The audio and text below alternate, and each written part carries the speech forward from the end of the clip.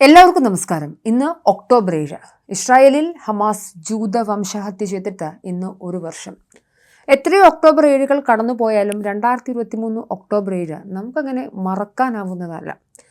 ഏകദേശം 1250-ലധികം ആളുകളെയാണ് അന്ന് ഹമാസ് തീവ്രവാദികൾ ഇസ്രായേലിലേക്ക് കടന്നുകയറി കൊന്നൊടുക്കിയത്. കരയാക്രമണവും റോക്കറ്റ് വിക്ഷേപണവും നടത്തി ഹമാസ് തീവ്രവാദികൾ ലിറ്ററലി ഇരച്ചു കയറുകയായിരുന്നു. ഗാസയിൽ നിന്നും ഇസ്രായേലി നഗരങ്ങളിലേക്കും പട്ടണങ്ങളിലേക്കും 2000-ലധികം റോക്കറ്റുകളാണ് തൊടുത്തുവിട്ടത്. ഇത് വ്യാപകമായ നാശനഷ്ടങ്ങൾക്കും സാധാരണക്കാരുടെ മരണത്തിനും കാരണമായിട്ടുണ്ട്. ഹമാസ് തീവ്രവാദികൾ ഇസ്രായേൽ അതിർത്തി ലംഘിച്ച് ഗാസയ്ക്ക് സമീപമുള്ള പട്ടണങ്ങളിലും കിബുത്സിലും നുഴഞ്ഞു കയറി നൂറുകണക്കിന് ഇസ്രായേലി പൗരന്മാരെയും സൈനികരെയും കൊന്നു. ഏകദേശം 251 പേരെ പിടികൂടി ഗാസ മുനമ്പുകളിലേക്ക് ബന്ദികളാക്കി കൊണ്ടുപോയി. അവരിൽ 97 പേർ ഇപ്പോഴും തീരപ്രദേശത്ത് ബന്ദികളാക്കപ്പെട്ടിരിക്കുന്നുവെന്നും ഇതിൽ 37-ലധികം ആളുകൾ മരിച്ചുവെന്നും ഇസ്രായേൽ സൈന്യം പറയുന്നു. ആക്രമണത്തിന് മറുപടിയായി ഇസ്രായേൽ പ്രധാനമന്ത്രി ബെഞ്ചമിൻ നെതന്യാഹു യുദ്ധം പ്രഖ്യാപിച്ചു. തിരിച്ചടിക്കാതെ ഇസ്രായേലിന് നിർവാഹമുണ്ടായിരുന്നില്ല. തങ്ങളുടെ രാഷ്ട്രത്തിന് നേരെ, ജനങ്ങൾക്ക് നേരെയാണ് ഹമാസ് തീവ്രവാദികൾ ആക്രമണം അഴിച്ചുവിട്ടത്. ഗാസയിലെ ഹമാസ് സൈനിക അടിസ്ഥാന സൗകര്യങ്ങൾ, ആയുധ ഡിപ്പോകൾ, നേതൃത്വം എന്നിവയെ ലക്ഷ്യമിട്ട് ഇസ്രായേൽ വൻ വ്യോമാക്രമണം നടത്തി. കഴിഞ്ഞ ദിവസം ദേശാഭിമാനി പത്രം ബെഞ്ചമിൻ നെതന്യാഹുവിനെ രണ്ടാം ഹിറ്റ്ലർ എന്ന് വിളിച്ചുകൊണ്ടൊരു പത്രത്തിൻ്റെ, അതായത് ഫ്രണ്ട് പേജ് അങ്ങനെ വെച്ചുകൊണ്ടൊരു കാർട്ടൂണൊക്കെ വെച്ച് ഒരു വാർത്തയോടുകൂടി പത്രം ഇറക്കിയിരുന്നു. ഇസ്രായേൽ ഇറാനെതിരെ നടത്തിയ ആക്രമണത്തിൽ ഹിറ്റ്ലർ എന്നൊക്കെ വാക്കു പറഞ്ഞ് വളരെ വലിയ കവറേജ് കൊടുത്ത ദേശാഭിമാനി പക്ഷേ 2023 ഒക്ടോബർ 7 ഇസ്രായേൽ ഹമാസ് യുദ്ധം എന്ന ലളിത വാർത്ത നൽകിയാണ് ഹമാസ് നടത്തിയ കൂട്ടക്കുരുതിയെ അഡ്രസ്സ് ചെയ്തത്. ഞാൻ ദേശാഭിമാനിയെ കേവലം ഒരു ഉദാഹരണം എന്ന നിലയിൽ മാത്രമാണ് ഇന്ന് സ്പോട്ട് ചെയ്തത്. എന്നാൽ ദേശാഭിമാനിയെപ്പോലെ സെലക്റ്റീവ് യുദ്ധങ്ങൾ മാത്രം കാണുന്നവർ ആദ്യം അറിയേണ്ടത്, ജൂതന്മാർക്ക് നേരെ ഇത് ആദ്യമായല്ല ഇത്തരത്തിലുള്ള എതിർപ്പുകൾ, ഒറ്റപ്പെടുത്തലുകളൊക്കെ ഉണ്ടാകുന്നത്. ഹമാസ്, ഹിസ്ബുള്ള തീവ്രവാദികൾ ഇവർക്കൊക്കെ പോരാളികളാണ്. ഇത് ഇന്നോ ഇന്നലെയോ തുടങ്ങിയതല്ല.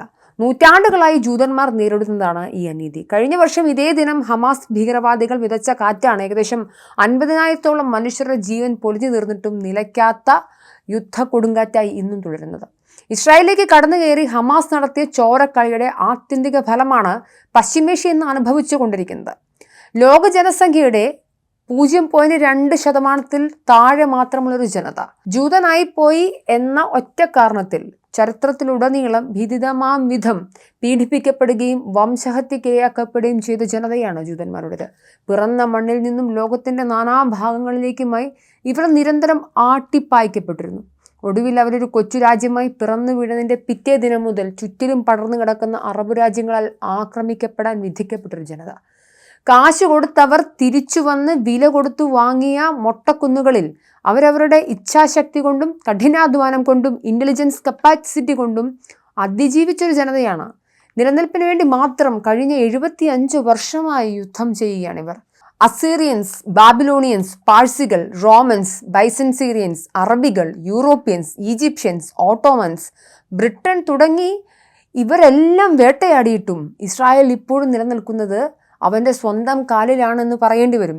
കേവലം ഒരു അതിർത്തി പ്രശ്നം മാത്രമായിരുന്നു ഇസ്രായേൽ പലസ്തീൻ പ്രശ്നമെങ്കിൽ അത് പക്ഷേ എന്നോ പരിഹരിക്കപ്പെടുമായിരുന്നു. ഈ വിഷയത്തിലെ പ്രധാന വില്ലനും നായകനുമൊക്കെ അതിന് കൃത്യമായിട്ടുള്ള മതപരമായ, പൊളിറ്റിക്കലായുള്ള കാരണങ്ങളുണ്ട്. അതുകൊണ്ട് തന്നെയാണ് അതിന്നും നീറിയും പുകഞ്ഞും ചോരമണക്കുന്ന ഒരു അധ്യായമായി ചരിത്രത്തിൽ ഇങ്ങനെ അവശേഷിക്കുന്നത്. കഴിഞ്ഞ ദിവസം ഇറാന്റെ പരമോന്നത നേതാവ് അയത്തുള്ള അൽ ഖമേനി തൻ്റെ കഴിഞ്ഞ ദിവസത്തെ വെള്ളിയാഴ്ച പ്രഭാഷണത്തിൽ ലോക മുസ്ലിങ്ങളോടെല്ലാവരോടും ജൂതനെതിരെ ഒന്നിച്ചു നിൽക്കാൻ ആഹ്വാനം നടത്തിയപ്പോഴേ ഇതിൻ്റെ മതപരമായ മാനം കൂടുതൽ തെളിഞ്ഞു വന്നതാണ്. ഹമാസിൻ്റെ സൈന്യം ഇസ്രായേലിൽ 1250 പേരെ കൂട്ടക്കുരുതി ചെയ്തപ്പോൾ എനിക്ക് ഓർമ്മ വരുന്നത് മദീനയിൽ താമസിച്ചിരുന്ന ജൂതഗോത്രമായിരുന്ന ബനു ഖുറോളയെ കൊന്നൊടുക്കിയ ഒരു വംശഹത്യയുടെ ഒരു കഥയുണ്ട്. ചരിത്രത്തിൽ ഇത്തരത്തിലുള്ളൊരു സംഭവം പലപ്പോഴും നമ്മളൊക്കെ മറന്നു പോകാറുണ്ട്. AD 627 മക്കയിൽ നിന്നും ഖുറേശികളുടെ നേതൃത്വത്തിലുള്ള യുദ്ധസഖ്യം മുസ്ലിങ്ങൾ കൈയടക്കിയിട്ടുള്ള മദീനയെ ഉപരോധിച്ചപ്പോൾ മുസ്ലിങ്ങൾക്ക് സഹായവുമായി എത്തിയവരായിരുന്നു ബനു ഖുറൈള ഗോത്രം. ഒരു കിടങ്ങ് നിർമ്മിച്ചുകൊണ്ടായിരുന്നു മുസ്ലിങ്ങൾ അന്ന് ഖുറൈശി സഖ്യത്തെ പ്രതിരോധിച്ചത്. ഈ ഏറ്റുമുട്ടൽ ഖൻദബ് അഥവാ കിടങ്ങ് യുദ്ധം എന്ന പേരിലാണ് അറിയപ്പെടുന്നത്. യുദ്ധത്തിൽ മുസ്ലിങ്ങൾക്ക് കിടങ്ങു കുഴിക്കാൻ ആവശ്യമായ പണിയായുധങ്ങൾ, മാനുഷിക സഹായങ്ങൾ എന്നിവ നൽകിയാണ് ബനു ഖുറൈള ഗോത്രം അന്ന് സഹായിച്ചത്. യുദ്ധാവസാനം ബനു ഖുറൈളക്കാർ തങ്ങളെ ചതിച്ചു എന്ന സംശയം ഈ സൈന്യത്തിനുണ്ടായതോടെ ബനു ഖുറൈള ഗോത്രത്തെ കൊന്നൊടുക്കാൻ അവർ ഉത്തരവിട്ടു. 25 ദിവസം ഇസ്ലാമിക സൈന്യം ബനു ഖുറൈളയെ ഉപരോധിച്ചൊടുവിൽ ബനു ഖുറൈള ഗോത്രത്തിന്റെ അവരുടെ സംശയത്തിന്റെ പേരിൽ ഇസ്ലാമിക സൈന്യം അവരിലെ പുരുഷന്മാരെ പിന്നിലേക്ക് കൈകൾ വലിഞ്ഞു കെട്ടി തലയറുത്തു കൊല്ലുകയായിരുന്നു. സ്ത്രീകളെ ബന്ദികളാക്കി. ആയിരക്കണക്കിന് ജൂതന്മാർ അന്ന് അരുംകൊല ചെയ്യപ്പെട്ടു. ഇത്തരത്തിൽ എത്രയോ ജൂത കൂട്ടക്കൊലകൾ ലോകം കണ്ടിട്ടുണ്ട്. ഇത് തന്നെയല്ലേ ഒക്ടോബർ 7 നടന്നത്. നൂറ്റാണ്ടുകളായി തുടരുന്ന ഈ ഏറ്റുമുട്ടലുകൾക്ക് പരിഹാരം എന്ന വണ്ണം 1948 UN അധ്യക്ഷതയിൽ നടത്തിയ താരതമ്യേന ഭേദപ്പെട്ടൊരു സെറ്റിൽമെന്റ് അന്നെങ്കിലും അവർ അംഗീകരിച്ചിരുന്നെങ്കിൽ ഇന്ന് പലസ്തീനും ഇസ്രായേലും ഈ വിധം അശാന്തമായ പ്രദേശങ്ങളായി തുടരുമായിരുന്നില്ല. വിശ്വാസപരമായി തങ്ങൾ വിശുദ്ധമെന്ന് കരുതിപ്പോന്ന ഒരേ ഒരു സ്ഥലമായ ജെറുസലേം ലഭിക്കാതിരുന്നിട്ടും ഇസ്രായേലികൾ UN സെറ്റിൽമെന്റ് അംഗീകരിക്കാനുണ്ടായത്.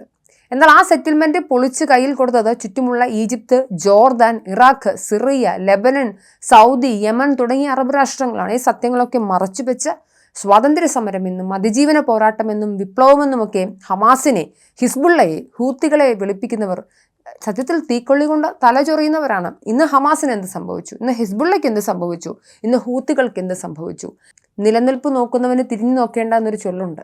അതായത് ഇസ്രായേലിൻ്റെ രാഷ്ട്രത്തിനും സൈന്യത്തിനും അവരുടെ ജനങ്ങളെയും സംരക്ഷിച്ചേ പറ്റുകയുള്ളൂ. അവരെ സംബന്ധിച്ചിടത്തോളം ജീവിക്കാൻ വേണ്ടി എന്തും ചെയ്യാൻ തയ്യാറായ അവസ്ഥയിലാണ്. അവരുടെ പ്രതിരോധം അങ്ങനെ അവർ സൃഷ്ടിച്ചേ മതിയാവുകയുള്ളൂ. ഈ ഘട്ടത്തിൽ ഹൂത്തികൾക്കും ഹമാസിനും ഹിസ്ബുള്ളയ്ക്കും അടിതെറ്റിയപ്പോൾ ഇനി ഇറാൻ പ്രോക്സി യുദ്ധങ്ങളൊക്കെ മറികടന്നുകൊണ്ട് തിരിച്ചു വന്നിരിക്കുകയാണ്. ഇറാനും ഖൊമേനിയുമൊക്കെ ഇസ്രായേലിനെതിരെ തൊടുത്തുവിടുന്ന ഈ ആയുധങ്ങളൊക്കെ തന്നെയും ഇസ്രായേലിനെ സംബന്ധിച്ചിടത്തോളം അവർക്ക് കൃത്യമായ എയർ ഡിഫൻസ് സംവിധാനങ്ങളും അമേരിക്ക പോലൊരു രാഷ്ട്രത്തിൻ്റെ പിന്തുണയും ഡിഫൻസീവ് മെക്കാനിസം വളരെ ക്വാളിറ്റിയും അഡ്വാൻസ്ഡ് ആയതുകൊണ്ട് അവർ ചെറുത്ത് നിൽക്കുന്നതാണ്. കഴിഞ്ഞ ദിവസം ബെഞ്ചമിൻ നെതന്യാഹു ഇറാനിലെ ജനങ്ങളോട് അഡ്രസ്സ് ചെയ്തുകൊണ്ട് പറഞ്ഞത് തന്നെ ഞങ്ങൾ ജനങ്ങൾക്കെതിരെയല്ല, നിങ്ങളെ കൂടി സ്വതന്ത്രരാക്കാൻ വേണ്ടിയാണ് ഞങ്ങൾ ശ്രമിക്കുന്നതെന്ന് പറഞ്ഞുകൊണ്ടാണ് അഡ്രസ്സ് ചെയ്യുന്നത്. തിരിച്ച് മറുപക്ഷത്ത് നിൽക്കുന്ന ഹിസ്ബുള്ളയോ ഹമാസോ ഹൂത്തികളോ ഇറാനോ ഏതെങ്കിലും ഒരു രാഷ്ട്രമോ ഇസ്രായേലിലെ ജനങ്ങൾക്കെതിരെ അല്ല ഞങ്ങൾ യുദ്ധം ചെയ്യുന്നതെന്ന് പറഞ്ഞിട്ടില്ല. എന്തായാലും രാഷ്ട്രീയവും മതപരമായ സ്വാർത്ഥ താല്പര്യങ്ങൾക്ക് വേണ്ടി ഒരുപാട് കാര്യങ്ങൾ ഇതിനോടകം ഈ പ്രദേശങ്ങളിൽ നടന്നു കഴിഞ്ഞു. ഇസ്രായേൽ ദീർഘകാലം നിലനിൽക്കില്ല എന്നും മുസ്ലിം രാഷ്ട്രങ്ങൾ ഇതിനായി ഒത്തുചേരണമെന്നും പറയുമ്പോൾ അതിജീവനത്തിൻ്റെ ജൂതകഥകൾ വീണ്ടും തുടരുകയാണ്. അവർക്ക് തുടർന്നല്ലേ പറ്റുകയുള്ളൂ.